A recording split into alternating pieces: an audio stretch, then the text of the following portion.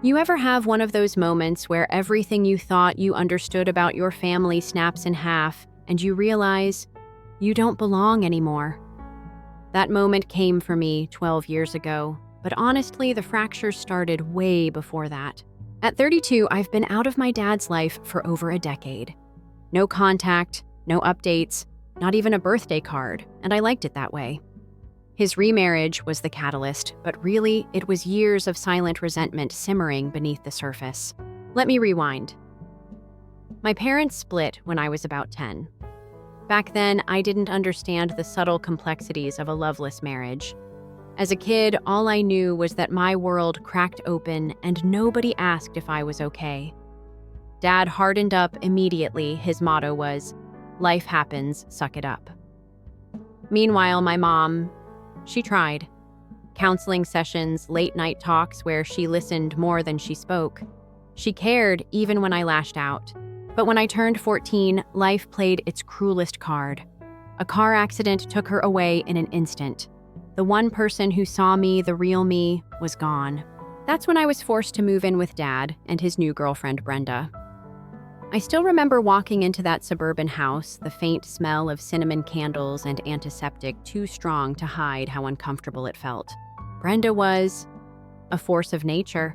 She had a 12-year-old son, Tyler, who was practically glued to her side. She wrapped her entire identity around him, the golden boy, and I was the uninvited guest disrupting her carefully curated world. She tried to act like she could step into a maternal role with me, but it felt fake. She had no history with me, no shared pain, and honestly, I didn't want a replacement. Tyler. He kept his distance. Awkward glances, a polite hey when we crossed paths. But there was always this weird tension because Brenda made sure he got the best of everything. Sports team captain lead role in the school play, better grades, all courtesy of her relentless helicoptering.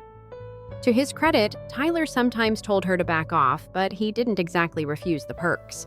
By the time I hit college age, the plan was that I'd stay with Dad and Brenda to save money while attending UNC Charlotte. It wasn't a free ride. I chipped in for rent, groceries, and helped out around the house. I thought we had a workable truce until she showed up. Emma. She was brilliant, funny, beautiful, and I fell hard.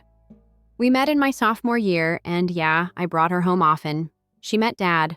Brenda made her awkward little comments about Emma's clothes. But Tyler couldn't stop staring. At first, I brushed it off as a harmless crush. But his infatuation spiraled, his grades slipped, he sulked around like a love-struck fool. I tried to keep my distance, even stopped bringing Emma over as much. Still, he obsessed. That's when Brenda decided I was the problem. It blindsided me. One afternoon, Dad sat me down in the living room. The same living room where my mom's framed photo had quietly disappeared over the years, and gave me an ultimatum. His words, not mine. Ethan, he began awkwardly. Brenda and we think you're distracting Tyler. We feel you should consider breaking things off with Emma for Tyler's sake. I almost laughed right there. It was so absurd, it felt like a bad sitcom plotline. You want me to dump my girlfriend because Tyler can't take no for an answer? Are you kidding me, Dad? I said, incredulous. But no, they weren't kidding. Brenda was pulling strings behind the scenes, and Dad, he just went along like a marionette on her stage. I was supposed to sacrifice my relationship to keep the peace. It was the moment I knew I didn't belong there anymore. So, I packed my bags that night. No long goodbyes, no emotional pleas. I left quietly, changed my number, and never looked back. I moved in with Emma, worked night shifts, lived lean, but we made it work. We built a life far from that toxic house. Fast forward. 12 years, Emma and I are married now, both doing well in our careers. We just bought our first home. We're even thinking about starting a family of our own. I had no regrets about cutting ties until last week. A knock at the door. I opened it, and there he was, Tyler. He looked nothing like the clean-cut golden boy I remembered. His clothes were rumpled, eyes sunken, an edge of desperation in his voice. Hey, Ethan, he said, can we talk? I didn't know what to say. My past, the one I thought I'd buried for good, had walked right up to my doorstep. I let him in, curiosity winning out over caution, and he began to talk. When Tyler stepped into my home that evening, something in me locked up a knot tightening in my chest that I hadn't felt in years. He looked hollow, like life had run him ragged, and I couldn't decide whether it was karma or tragedy written on his face. But there he was, a ghost from my past, standing in my doorway, clutching his ball cap like it was the only thing keeping him together. He sat down gingerly at the kitchen table, his fingers drumming nervously, eyes darting to the framed photo of Emma and me at our wedding. I caught that look. It wasn't longing exactly, but something heavier, regret mixed with shame. "So," I said, cautiously leaning against the countertop, arms crossed. "What brings you here, Tyler?" 12 years of radio silence, and suddenly you're on my doorstep. He sighed, a sound that felt too old for a man his age, and ran a hand through his shaggy hair. "I know this is awkward. Hell, I didn't even know if you'd open the door, but I couldn't keep wondering about you, about back then." I let him talk, but my guard was fully up. After all, this was the kid whose obsession had cost me my family, or at least so I'd believed. His next words, though, cracked that belief wide open. "Ethan, you need to know that ultimatum. It wasn't me. I never wanted you gone. I swear, man, I didn't even know Mom was going to push Dad to say that." The kitchen felt smaller, suddenly the walls leaning in. For years, I'd replayed that moment. The betrayal written as a script in my mind. Jealous kid pressures his mommy manipulates dad delivers the blow. Simple, clean, easy to hate. But this muddy version he was offering, it didn't fit my neat narrative. "What are you talking about?" I asked, keeping my tone cool, though I could feel my pulse quicken. "Your mom engineered that whole thing. You didn't want me to leave." He shook his head, eyes glassy. "No, man. I was an idiot, yeah. Had a stupid crush on Emma, and I acted weird. I know, but I never told Mom to make you leave. She decided you were a bad influence. She thought cutting you out would help me focus." I studied his face, searching for deceit for a tell, but all I saw was a broken man.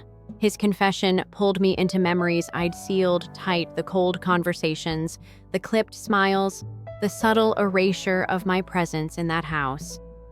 Brenda had never seen me as anything but an inconvenience, a reminder of a woman my father had loved before her. And Tyler. Maybe he'd just been a pawn all along. "After you left," Tyler continued, voice cracking, "the house got strange, colder, quieter. Mom seemed almost happy you were gone.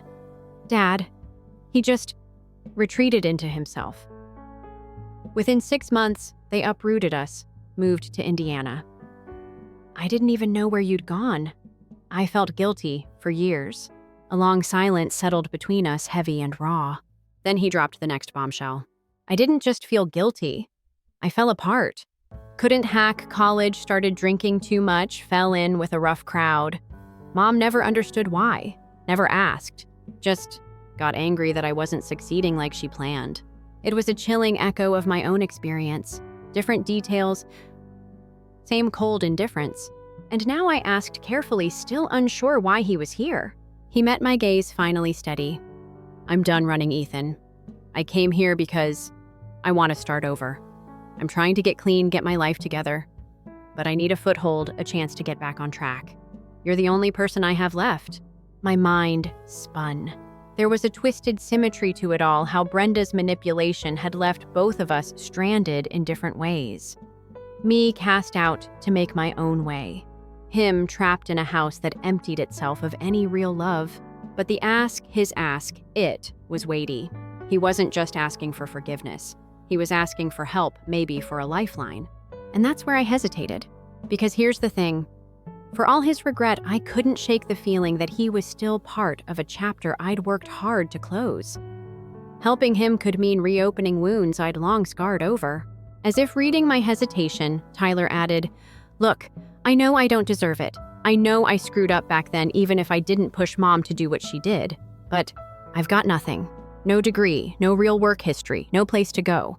It was then that I noticed the symbol etched into his cap, an old high school football logo. It struck me as symbolic he was still clinging to the last time he'd felt like somebody still wearing his past on his sleeve, quite literally. That hat was a reminder of who he'd been, a reminder I didn't need in my life. I paced a slow circle around the kitchen, Emma's photo glinting in the soft light. She'd always been clear cut off the toxic ties, build our life on a fresh foundation. But here was Tyler standing at the intersection of compassion and self-preservation. I pulled out a chair, sat across from him, and spoke carefully. You're asking me to help you. After all this time, I need you to understand what you're really asking for. If I do this, it's not out of some obligation. I owe you nothing, Tyler. I built this life without any of you.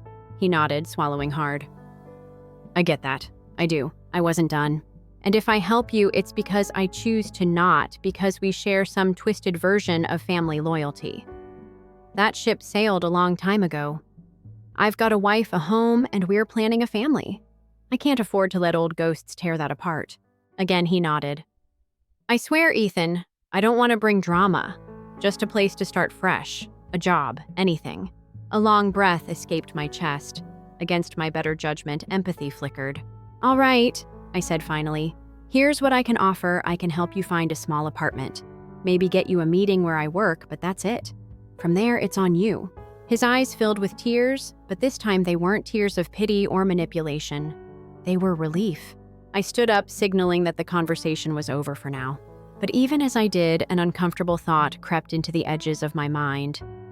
What if this isn't the end of it? What if letting him in even a little is the crack Brenda's ghost has been waiting for? Before Tyler left that night, he hesitated at the door, turning back with one last question. Do you hate me, Ethan? The question hit me harder than I expected. I didn't answer right away.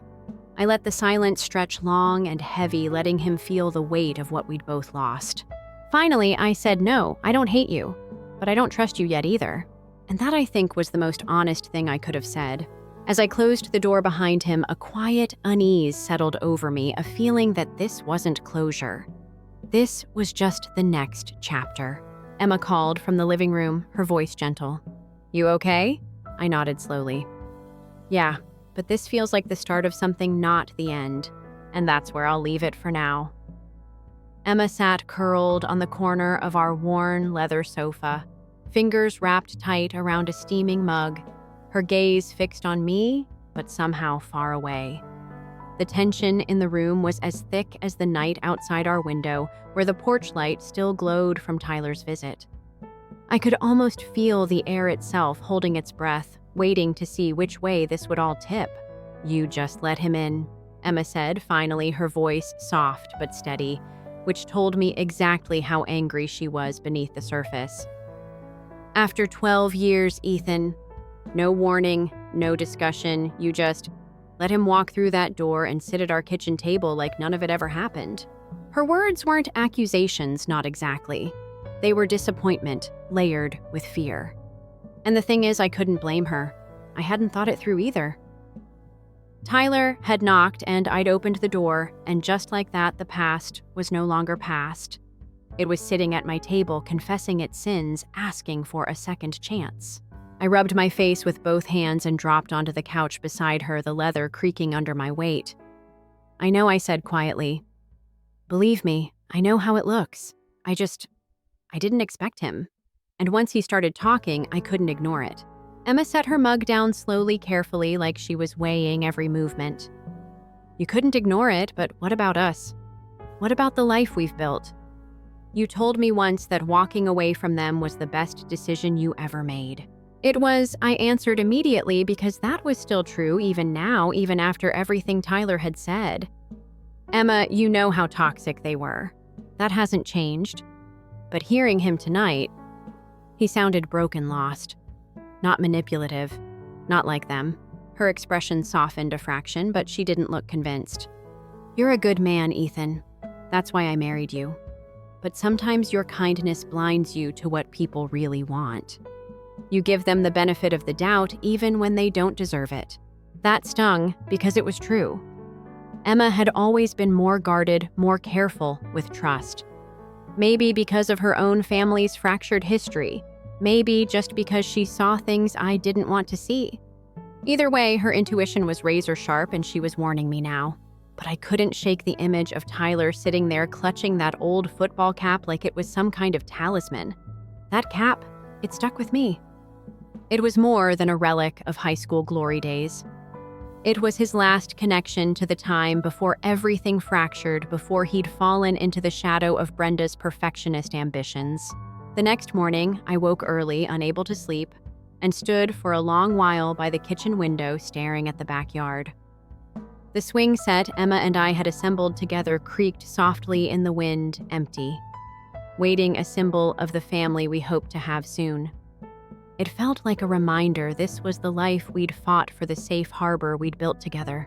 Inviting Tyler into this space, even in a limited way, risked everything. And yet part of me couldn't stop seeing him not as a threat, but as a mirror, another casualty of the same toxic household collateral damage just like me. The dilemma was gnawing at me.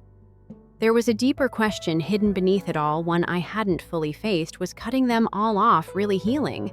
Or had it just been running away? Did helping Tyler represent weakness? Or was it my chance to reclaim control on my own terms?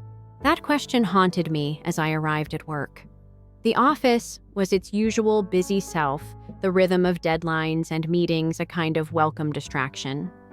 But even as I buried myself in tasks, my mind kept circling back to the fact that I'd promised Tyler a lead, a meeting, a start. Lunchtime came, and instead of eating at my desk like usual, I drove to a nearby diner. Tyler was already there, seated in a back booth. He looked rougher in the daylight, thinner than I remembered, face, unshaven eyes, tired. But he sat up straight when he saw me, hopeful.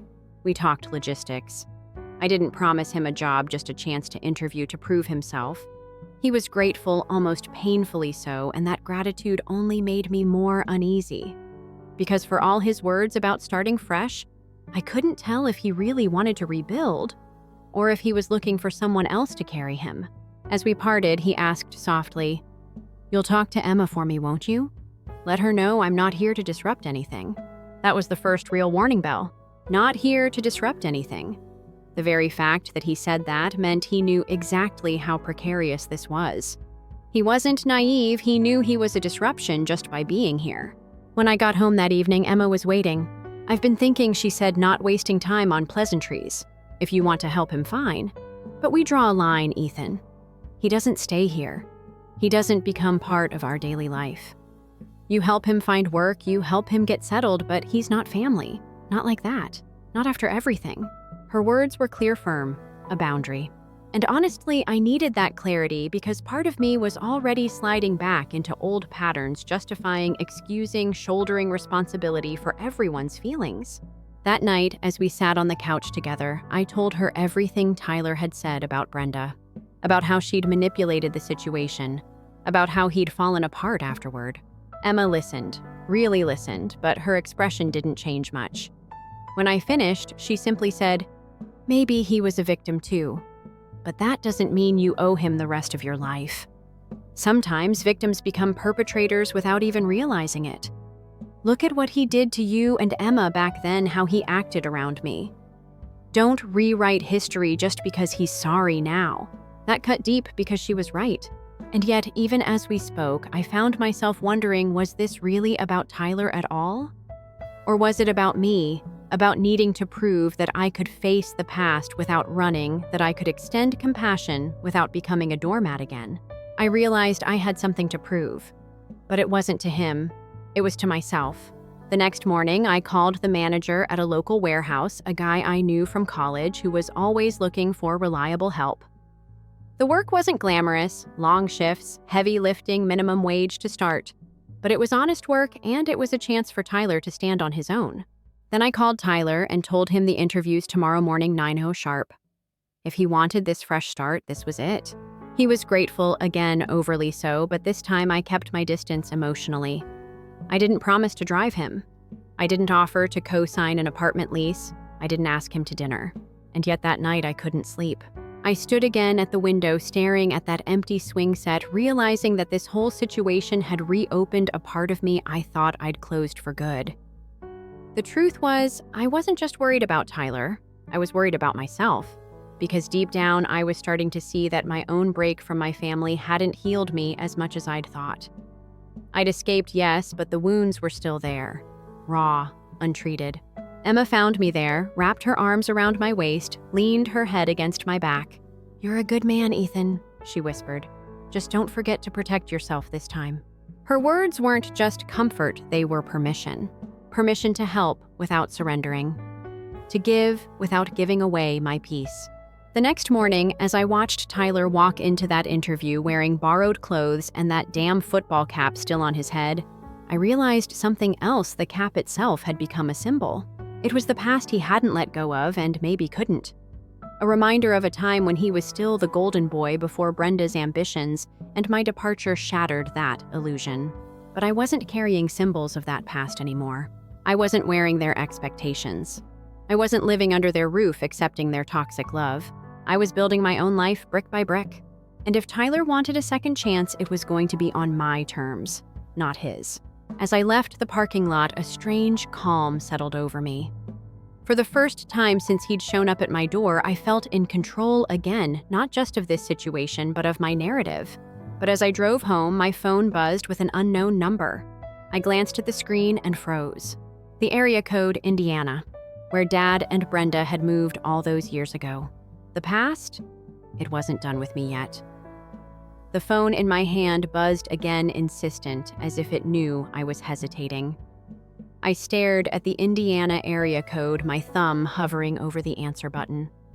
12 years of silence, 12 years of freedom, and suddenly they had found me too. I could almost hear my father's voice, already that cold, measured tone I remembered so well. Brenda's voice too clipped and sharp, always half a threat no matter the topic. I felt Emma's gaze from across the room. She could see the tension in my shoulders, the tight way I held my phone like it might burn me. Her expression was cautious, protective, but patient, waiting for me to decide what to do. Without speaking, I took a breath, swiped to answer, and held the phone to my ear. "Hello," I said, keeping my voice even. The voice on the other end hit me like a punch to the chest. It wasn't my father. It wasn't Brenda. It was my father's attorney, Mr. Brooks. "This is Michael Larkin from Larkin and Associates. I'm calling on behalf of Howard Brooks. I'm sorry to reach out unexpectedly, but there are some matters your father would like to discuss with you." Every part of me tensed at once. This wasn't just a casual call, it was orchestrated. And I hated how even hearing my dad's name made me feel like a kid again, like all my walls could crumble at any second. "What kind of matters?" I asked carefully. There was a pause, the kind of pause lawyers use when they know they're about to say something designed to catch you off guard. "Your father is in declining health, Mr. Brooks. Stage 4, cancer. He's asked to see you. There are some estate matters that may affect you as well," and I cut him off. "Estate matters. He disowned me 12 years ago. He made his feelings very clear." Another pause. "I understand that history, sir. But Mr. Brooks insists this is something only you can address." A bitter laugh escaped before I could stop it. Typical Howard Brooks, controlling everything until the very end. "I'll have to think about it," I said finally, and hung up before he could respond. Emma didn't ask questions at first. She just crossed the room, wrapped her arms around me, and rested her head on my chest. The familiarity of her touch grounded me, but the inside of my mind was racing. My father was dying. And somehow, even from a hospital bed, he still managed to make me feel trapped. The next few days felt surreal. Tyler texted updates he'd gotten. The warehouse job was moving into a small studio across town, but my mind was elsewhere. The news of my father's illness sat like a stone in my chest. I kept telling myself I owed him nothing, that he was the architect of so much of my hurt. But the truth is, part of me wanted to see him not for closure, not for forgiveness, but to prove to myself that I could face him as an adult on my terms. I could feel the old patterns threatening to reassert themselves. The guilt, the self-doubt, the nagging belief that maybe, just maybe, this was my chance to finally say everything I'd wanted to say for years. But another part of me, hardened by therapy distance and time, warned that walking back into that world was dangerous, that nothing good could come from it. That night, as Emma and I sat in bed, she finally asked gently, "Are you thinking about going?" I hesitated, then admitted the truth. Yeah, I think I need to Emma. Not for him, for me. Her eyes searched mine, measuring something. If you go, I'll support you. But Ethan, please be careful. These people don't play fair. And she was right. I knew that better than anyone. The next day, I called Michael Larkin back. I'll come, I told him simply. But on one condition, Tyler stays out of this. If this is some ploy to get us all back under the same toxic roof, I'm out. Larkin sounded relieved. Understood, Mr. Brooks. We'll arrange a meeting at the hospital. Before I left, I told Tyler in no uncertain terms that this was my business, not his. He seemed genuinely surprised. I didn't even know he was sick, he said quietly. And maybe that was true, but it didn't stop me from wondering, had Tyler's sudden reappearance somehow triggered this whole situation? Was there more coordination here than I realized? That was the thing about my family. Even when they seemed vulnerable, there were always layers. Always a scheme behind the scenes. I drove to Indiana 2 days later, a 5-hour trip through endless stretches of highway that gave me too much time to think. The fall colors were peaking crimson and gold trees lined the roadside, beautiful, but also symbolic decay dressed up as something spectacular. That's what this felt like. The final act of a decaying legacy. When I arrived at the hospital, the receptionist directed me to a private suite, of course. My father never did anything like a normal person. Inside, I found him frail, sunken into the hospital bed, yet his eyes were still sharp, still calculating. Brenda was seated by his side, impeccably dressed as always, pretending she wasn't sizing me up from the second I walked in. The tension in the room was electric. Ethan, my father rasped, his voice weaker than I remembered, but still laced with authority. You came. I stayed standing, arms crossed. I'm here. What do you want? He smiled, faintly, gesturing for Brenda to leave the room. She hesitated. She never liked being excluded, but after a long, silent standoff, she relented, gathering her purse and stepping out without a word. That left just me and him. The man who'd once lectured me about loyalty while systematically dismantling every bond we ever had. I'm dying, he said simply. I heard, I replied. And I don't have much time. So you called me here to say goodbye, I asked, though I didn't believe that for a second. His eyes glittered. Not just that. Then he dropped the real bombshell. There's a trust. Significant. More than you think. And you're the primary heir. I never changed the paperwork after your mother died. The heir left the room for a moment. I stared at him, trying to process. After all these years of being treated like an outsider, ignored, blamed, erased from the family narrative he was telling me, I stood to inherit everything. I waited for the catch because with Howard Brooks there was always a catch. And sure enough, he didn't disappoint. But there's a condition, he said, voice soft, almost gentle. Here it comes. You have to reconcile publicly with Tyler and Brenda. There needs to be a photo, a moment, a statement for the lawyers, for the record. And just like that, I understood. This wasn't about forgiveness. This wasn't about love. This was about legacy. Even in death, my father wanted to control the narrative, the picture-perfect family united at the end. The optics, the illusion. A public reconciliation would erase the years of dysfunction, the cruelty, the coldness. It would rewrite the story as one of redemption. His redemption. That was the price of the inheritance. A bitter laugh escaped me. You want me to pose for a photo op, pretend everything's fine, so your legacy looks clean. Is that what this is about? He didn't deny it. In that moment, something hardened inside me. All the years of doubt, pain, and confusion crystallized into absolute clarity. This wasn't my father seeking peace. This was him manipulating me one last time, dangling money in front of me like a carrot. But the twist, the real twist, was that I no longer cared. His money didn't matter. His approval didn't matter. His legacy definitely didn't matter. What mattered was walking out of that room with my dignity intact. But I didn't say any of that yet. I let him think I was considering it. Because sometimes the most powerful position isn't outright defiance. It's keeping your cards close until the right moment. I need time, I told him, stepping back toward the door. I'll think about it. And with that, I left him alone in that sterile hospital suite, still clinging to his illusions. As I stepped out into the crisp Indiana air, my phone buzzed again. A text. From Tyler. 4 words. We need to talk. Tyler's text sat on my screen like a landmine. We need to talk. 4 words. Simple. Direct. Loaded. The drive back from Indiana felt slower than it should have, my mind spinning through possibilities. I'd left my father clinging to his deathbed illusions of legacy and redemption, offering me his fortune at the price of a staged reconciliation. And now, before I could even process that toxic proposition, Tyler was pulling me back in. I couldn't ignore it because part of me suspected that whatever he wanted to talk about, it wasn't going to be small.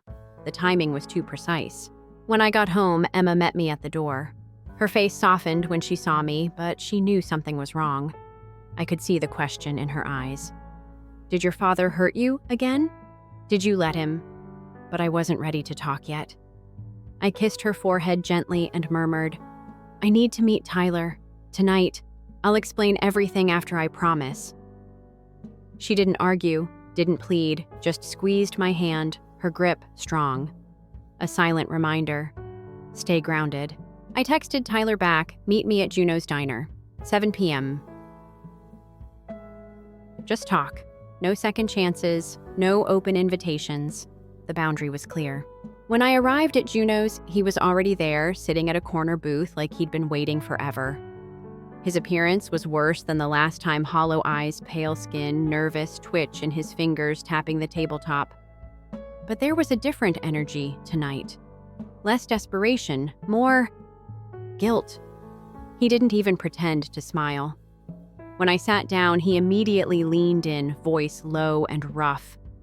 Look, Ethan, before I say anything else you need to know, I didn't plan for this to happen this way. I raised a hand, stopping him. What exactly are we talking about, Tyler? Don't play coy. Spit it out. He swallowed hard. Brenda called me 2 months ago. She told me to come find you. His voice cracked and he looked down at his hands. She promised me money if I could convince you to visit Dad. She said he was losing control, that she needed to fix things before he was gone. My pulse pounded in my ears, but I kept my face still, my body still. So you showing up wasn't about some heartfelt apology.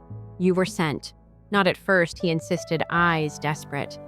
I didn't know how bad it would get, I swear. Yeah, she called me. I was broke, drifting, and I thought, maybe I could reconnect for real. Maybe it wasn't just about her. But when she told me he was dying, that she needed your cooperation, I didn't know how to say no.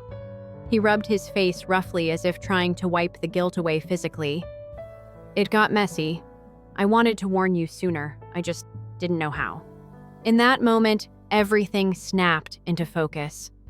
Tyler's sudden reappearance, his eagerness, his nervous gratitude, his carefully calculated humility.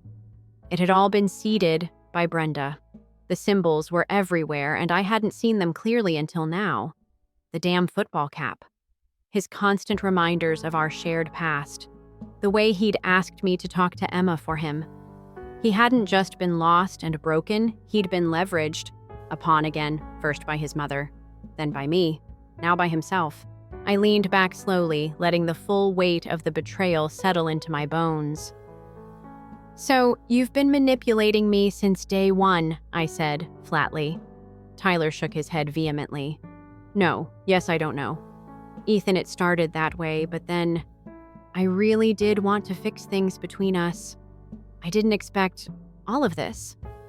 I studied him carefully, my mind flipping through memories, his awkward silences as a teenager, the way Brenda micromanaged his every move. How much of Tyler's life had been shaped by her puppeteering, and how much had he chosen to let her pull the strings? Here's the thing about betrayal, sometimes it comes from malice. Other times it comes from weakness. And weakness can feel almost worse. Malice is easy to hate, but weakness demands pity. And I wasn't ready to feel pity for him yet. What else, I asked, keeping my tone cool. I'm sure that's not the end of the story. Tyler's face fell further. Dad's trust, the inheritance. Brenda wants it locked down before he dies. She doesn't want it split between us. That's why she pushed me to find you, to convince you to come back to play along. So this was never about you getting back on your feet, I said bitterly. It was about getting me to play my part in their final act. Not entirely, he whispered. I do want to rebuild. But yeah, Brenda has a plan, and she made me part of it. I'm sorry, Ethan. I didn't know how to untangle it once it started. The conflict inside me reached a fever pitch. Every instinct told me to walk away, to cut him off completely, to text Michael Larkin and tell him I wanted nothing to do with my father's trust or his twisted conditions.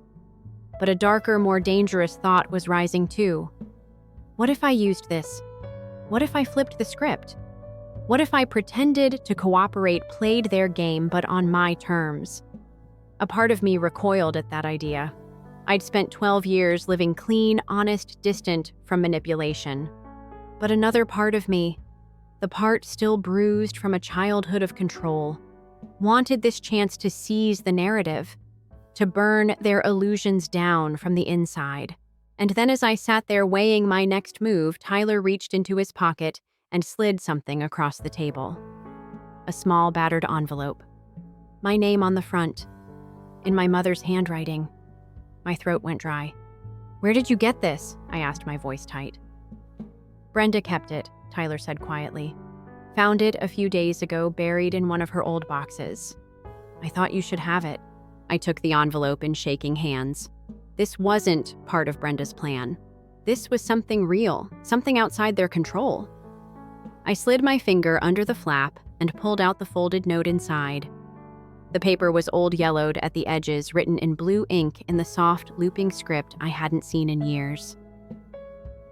Ethan, if you're reading this, it means I didn't get the chance to say goodbye the way I wanted to. I hope you remember that I loved you exactly as you were. You never had to earn my love. It was yours from the start. Please don't let your father's coldness convince you otherwise. You are enough, always. Love, Mom. Tears burned behind my eyes, but I didn't let them fall. Not here, not now. This note, this was the symbol that mattered. Not the money, not the inheritance, not the legacy my father was so desperate to whitewash.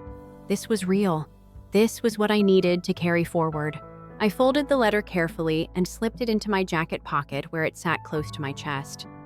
Then I looked at Tyler, really looked at him, and made my decision. Tell Brenda I'm in, I said calmly. Tell her I'll play along.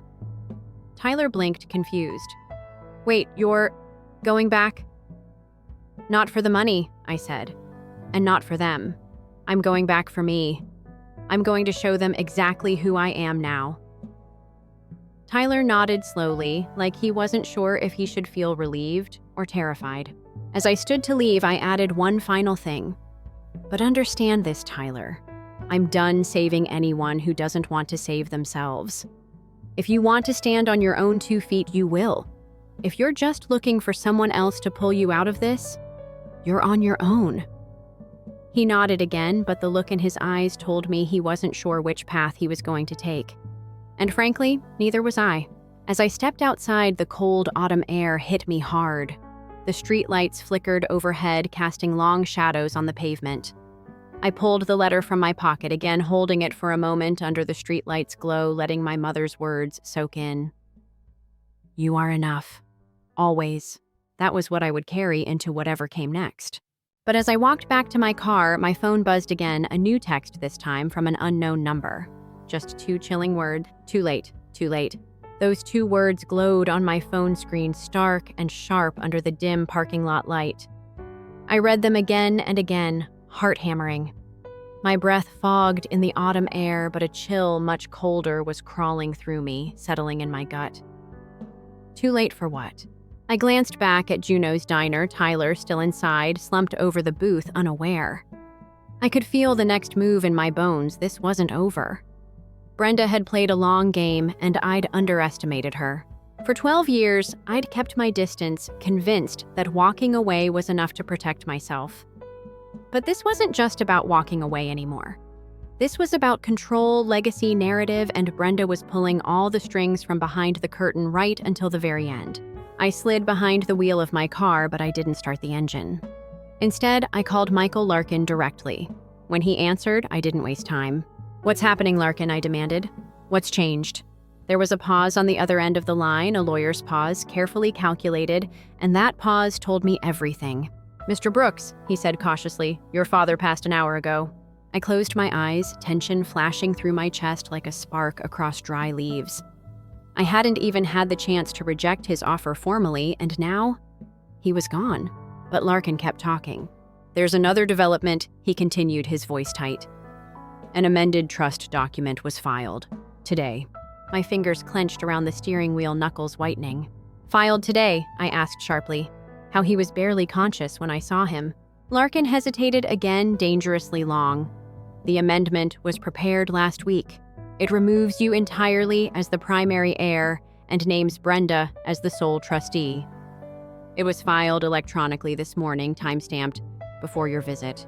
The parking lot around me blurred for a moment. My father had already locked me out before I even arrived. The entire invitation to meet the sickbed theater, the talk of reconciliation, all a charade, a script written by Brenda. The text "too late" had come from her. I knew it instinctively. She had orchestrated everything. She hadn't needed my cooperation at all. She just needed me there in the building so it would appear to outsiders that his last wishes had included me. A complete PR maneuver. A posthumous photo op without a camera. And Tyler. His guilt had been real, but even he hadn't known he was being used as a pawn in a much colder game. He'd been caught in her manipulations since childhood, and I'd been stupid enough to almost let it happen again. I ended the call without another word and sat there for a long moment staring at the darkness beyond the windshield. The symbol of this whole mess sat heavy in my jacket pocket, my mother's letter, the only true connection left between me and that house. It was time to face facts. Brenda had won. At least she thought she had. But this was where the real twist would come. The next day, I made a decision that felt both reckless and right. I called a journalist, a family friend of Emma's, someone I trusted, but who had sharp instincts for corruption and legacy stories. I invited her to meet me for coffee, and when we sat down, I handed her the letter from my mother. Before my father's death, I told her calmly, his second wife engineered a complete revision of his estate, cutting me out entirely while manufacturing a narrative of reconciliation. But there was no reconciliation. There was only manipulation. The journalist raised an eyebrow. "You're willing to go public with this?" "Yes," I said firmly. "Not for revenge. For truth." They spent decades hiding dysfunction behind a veneer of respectability. That ends now. And that's when I realized what this was really about for me. It wasn't about money. It wasn't even about proving a point to Brenda or honoring my father's legacy or destroying it. It was about finally seizing control of my own story. For years, they'd defined me as the troubled son, the failure, the disappointment. But here I was, standing on my own 2 feet, no longer trapped in their web of expectations. This was the risk I'd been unwilling to take before putting my real story out there publicly. But risk was the price of freedom. Always had been. In the days that followed, the journalist did her work carefully, digging into court records, interviewing old neighbors and business associates. And sure enough, a pattern emerged. Brenda had a long history of quietly isolating anyone who threatened her image of control. She'd severed ties with my father's business partners one by one. She'd rewritten family history in subtle, corrosive ways. Even Tyler had been erased, first propped up, then discarded when he failed to meet her standards. When the article published, it didn't name Brenda directly as a criminal. There was no fraud, technically, but it laid bare the human cost of her manipulations. It told the real story of a family split apart by ambition, by favoritism, by cold, transactional love. I didn't expect Tyler to read it, but he did. One evening, about a week after the article went live, he showed up at my door again. No ball cap this time. No practiced humility. Just Tyler, plain exhausted, stripped of all pretense. You didn't have to tell them everything he said, quietly, almost pleading. But I met his gaze calmly. "I didn't tell them everything," I replied. "I told them the truth. There's a difference." He nodded slowly, accepting that, but he looked older than he had even a few days ago. like a man who'd finally seen the world as it really was and didn't quite know what to do with it. "Are we done then?" he asked, his voice small. And here was the final choice before me: draw a line and let him drift out of my life completely, or leave the door cracked just a little. "I don't know," I said honestly. "That's up to you now. You're a grown man, Tyler. I'm done saving people who won't save themselves." He looked at me for a long moment, then just nodded. No dramatic exit, no angry words. He simply turned and walked away this time, without looking back. After the door clicked shut, I turned to Emma, who had been silent through the entire exchange. She wrapped her arms around me, resting her head on my chest, and I felt the full weight of everything finally lift. We were free. But the story wasn't over, not really. Because freedom isn't a finish line. It's a choice you make every day. To keep your boundaries strong. To tell your truth even when it's uncomfortable. To love yourself enough to walk away from anything that doesn't serve your peace. And as I tucked my mother's letter into a frame and hung it in our hallway, a symbol of real love, not conditional love, I realized I didn't need my father's money, his house, or his approval to define me. I was enough. Always had been. Always would be. And that truth that was mine to keep. Story 2. I still remember the instant my mother's face went pale. She'd just sent me a video call. Her eyes swollen, her voice trembling. "Ethan, please," she begged. "I've already borrowed all I can from Aunt Marisol. Luke's bail is in hours. He's terrified." At that moment, I felt something shift inside me. I wasn't just her backup plan anymore. I was done. My name is Ethan Reed. I'm 32, and I spend my days untangling network knots for a mid-sized tech company. I bring home about $75,000 a year, not a fortune, but enough to cover my condo mortgage and my faithful tabby Pixel. Beyond that, I save a little, spoil myself on the occasional video game release, and pay my own bills. Growing up, I was the reliable one. My older brother Luke is 34, 2 years ahead of me, but a dozen miles behind in responsibility. Mom Doris always treated him like her shining star. He could sneak home at dawn drunk on takeout boxes and she'd cuddle his head. But I forgot to match his GPA by a point I heard about it for weeks. I got my first taste of frustration at 16. I landed a part-time gig repairing college computers. Fixing cracked screens and installing antivirus was fun, but I soon realized what fun meant for Luke and Mom. One Friday, I deposited my first paycheck, $300, and by Monday, it was gone. Mom claimed she needed it for groceries. Meanwhile, Luke blew his allowance on concert tickets and craft beer. I fumed in silence. College didn't change a thing. I funded my degree with scholarships and late-night shifts at a 24-hour diner. Midnight omelets for bleary students taught me discipline. When I graduated, I celebrated with a small party of friends, none of them family. That party cost me exactly $0 of anyone else's money. I was proud.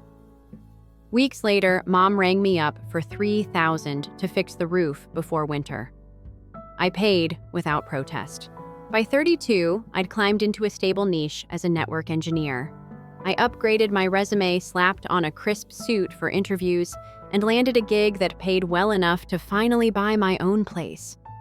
I moved into a modest 2-bedroom condo with a balcony garden for succulents and Pixel's scratching post. I thought I'd escaped the cycle, but I hadn't. The calls started thinly at first, 200 here, 500 there, a car payment, a mysterious medical bill. Every month, Luke added his own pitch. "I'm so close to this next opportunity, bro. Just need $500 to cover initial stock." Mom never said thank you. She just wrote urgent in the subject line. My best friend Marcus, a graphic designer I met volunteering at the animal shelter, noticed the pattern when I finally complained over beers. "You're bleeding yourself dry," he said, stirring his IPA. He'd seen me wince at texts from Mom while I checked my balance. "Have you ever thought she's using you?" I waved him off at first.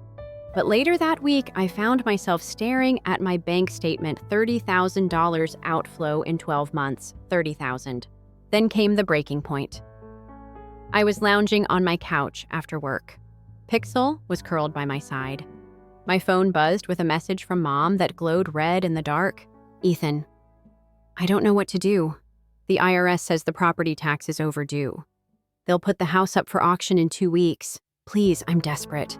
Luke is losing it again, and I read it twice. My pulse hammered. I'd already shelled out more than half that amount last year alone. My own condo needed a $1,000 repair after a pipe burst that my insurance barely covered. My credit card was flirting with its limit. Yet here she was, expecting an instant rescue. A voice in my head whispered guilt. She's your mother. Another voice, quieter but firmer, answered. She's your mother, who's never asked how you are. I closed my eyes. I saw the corners of her living room where Luke collapsed on the couch with his video game buddy's mom passing around Doritos like it was Christmas. They never asked about my day. They only dialed my number when their problems grew too big to ignore. I stood up. I walked into my kitchen and grabbed my single-serve coffee maker. I poured water without sugar. My hands shook. I thought of Fiona, my co-worker who spent her weekends fostering rescue puppies. She always insisted on boundaries, dogs first, work, second, drama last. If Fiona could say no to another littering her voicemail, maybe I could say no too. I typed a reply to Mom, fingers trembling. I'm sorry. I can't help this time. Then I hit send. In that moment, something broke free. No more guilt, no more late-night drains on my account. For years, I'd been the family ATM. Now I was choosing myself. The video call notification from Mom still blinked on my screen. I let it ring. My heart ached a little. But as her panic-stricken face filled the screen, I held Pixel close and whispered, I'm done. And for the first time in my life, I meant it. I woke up to a quiet I hadn't known I craved. Pixel's soft rumble at my feet felt like a heartbeat, gentle, insistent, reminding me that someone cared without asking for a dime. I lingered by the window, watching sunlight spill across my succulents, their fleshy leaves untroubled by storms. Last night, I'd changed my voicemail. Hello, you've reached Ethan. I can't pick up right now, but leave a message. No more guilt-laced panics. No more frantic, urgent texts. All morning, my phone lay face down, silent. Out in the world, people talked about family first as a sacred creed, yet here I was choosing peace over obligation. My lungs filled with a calm I couldn't name, as if I'd finally exhaled years of borrowed tension. Then just as I poured a second cup of coffee, a ping from my inbox jolted me an automated notice from the county treasurer warning that Doris's property taxes remained unpaid. My heart stuttered. Who was still monitoring my life so closely? I spent the afternoon at a local tech meetup pitching a prototype network tool and trading ideas with strangers who judged me only by my code, not my last name. I felt my confidence rebuild with every nod of approval. Afterwards, I swung by Marcus's apartment for dinner, a humble spread of stir-fried vegetables and cheap beer where he teased me about my newly zen routine. Next, you'll be chugging kombucha and doing yoga? He laughed, but I saw something in his eyes, respect. On my balcony, later, Pixel prowled among the succulents, and I realized I was cultivating strength in both of us. But when I checked my phone before bed, a new text glowed on the screen. You're tearing this family apart. Think about what you're doing. The message came from Mom's number, but something felt off. The next morning, I called a lawyer. It felt surreal discussing harassment and cease and desist in the same breath as network compliance. My palms sweated as I recited every call log, every desperate plea I'd silenced over the past week. The attorney's calm voice offered a plan document. Everything block numbers, get a protective order if needed. My chest clenched. Was I turning my mother into an adversary? Yet somewhere beneath the guilt, a small flame of resolve flickered. I deserved to be safe. That afternoon at work, my boss asked why I'd filed for leave yesterday. HR murmured about family drama. I met their curious gazes with a steady stare and said, I'm dealing with personal matters. But as I watched their eyebrows knit, I wondered how thin the line was between privacy and scandal. Then, as I packed my laptop bag to go home, The building intercom crackled. "Mr. Reed, could you come to reception? Your mother is here to see you." My heart pounded in my throat. I'd sworn I wouldn't cave, that I wouldn't let another tear-stained confrontation unravel me. But facing the lobby doors, I felt a tug, old muscle memory stretching painful scars. Security led me down in an elevator that smelled faintly of bleach and fear. Mom stood there, hair mussed, cheeks red, clutching a faded family photo. Behind her, Luke hovered, eyes darting. They looked small, cornered, as if my boundaries had trapped them in an invisible cage. Mom's lip trembled. Luke's gaze flickered between anger and desperation. I thought of the succulents thriving in arid soil because I'd given them space to root. Could I do the same for them? Or was the next step closing the door forever? As the lobby lights flickered, I realized I was about to choose once more, and this time I wasn't sure which path would break me. I stepped out of the elevator, feeling every inch of my resolve solidify, but my heart still fluttered with a strange mixture of guilt and defiance. The lobby's fluorescent lights seemed harsher than usual, spotlighting the moment I'd told my mother and brother I wouldn't bail them out again. They'd stood there so small and frail, Luke's shoulders slumped. Mom's eyes wet, but I realized in that instant that smallness was their own doing. I didn't run or excuse myself. I met their eyes and walked past. The door closed behind me with a soft click that echoed like a starting gun. In the sudden silence, I wondered if I'd just closed off my past or stepped into an even darker chapter. That afternoon, I found myself in a police precinct recounting each frantic call, every financial plea they'd sent. My voice sounded steadier than I felt, but when the detective slid a harassment prevention form across the desk, my fingers trembled as I signed it. I was officially telling the law I've had enough. It felt both liberating and terrifying, like diving into cold water to escape a burning building.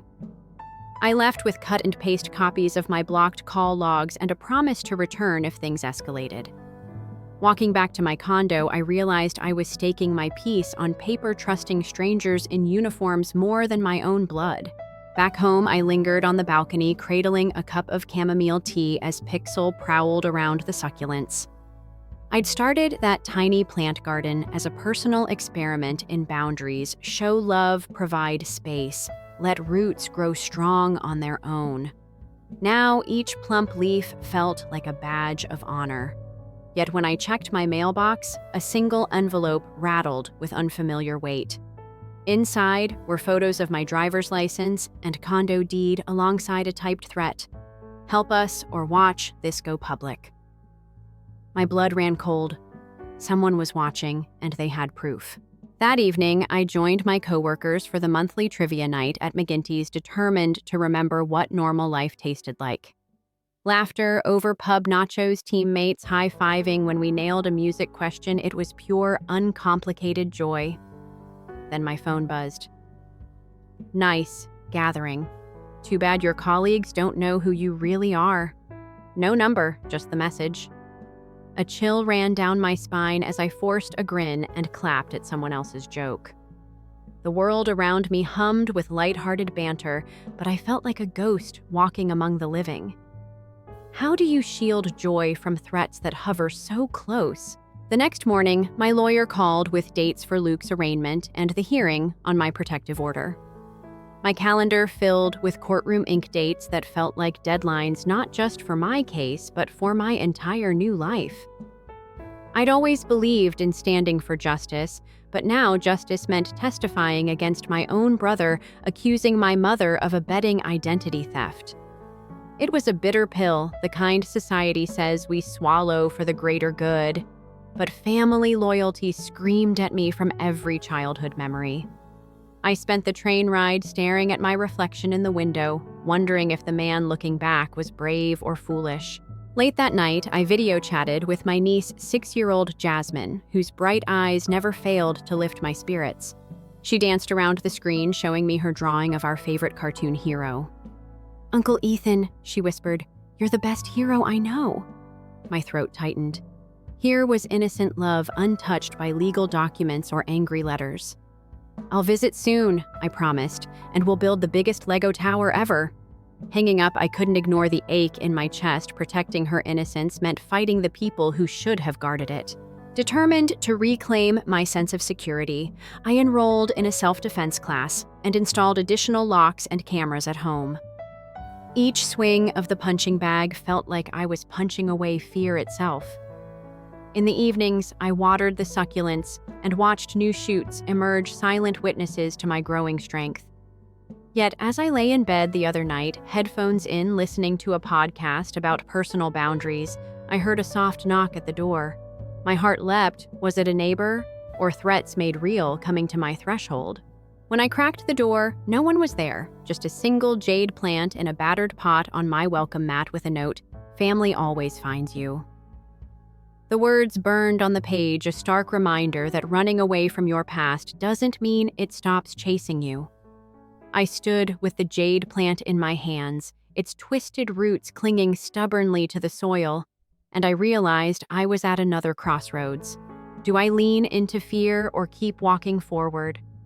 And as I stared into the empty hallway, I knew the next choice would define not just my safety, but who I was meant to become.